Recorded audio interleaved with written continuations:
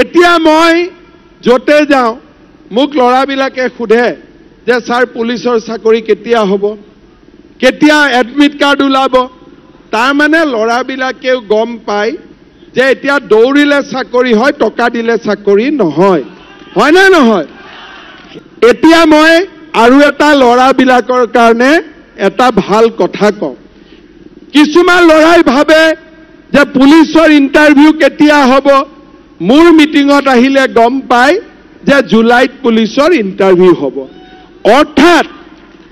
অৰ্থাৎ ইলেকশ্যনৰ মিটিঙতো মই মানুহক ভাল কথা ক'বৰ কাৰণে চেষ্টা কৰোঁ, যাতে ঘৰত গৈ মানুহে মই কি ক'লো বুলি যদি মনত পেলাই দুটা ভাল কথা শিকিব পাৰিব।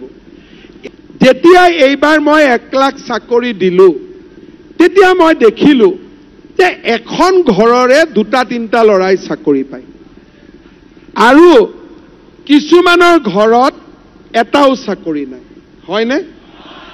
সেইকাৰণে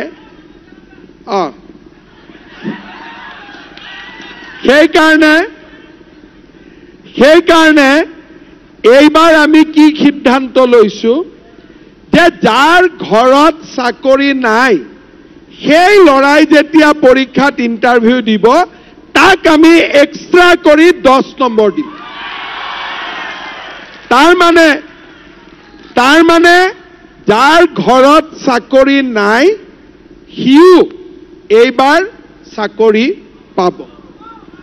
এজন ঘৰতে 2-3টা চাকৰি হোৱাত কৰি চাকৰিটো সকলোৰে ঘৰত হ'লে গৰীব মানুহৰ লাভ হ'ব, হয়নে?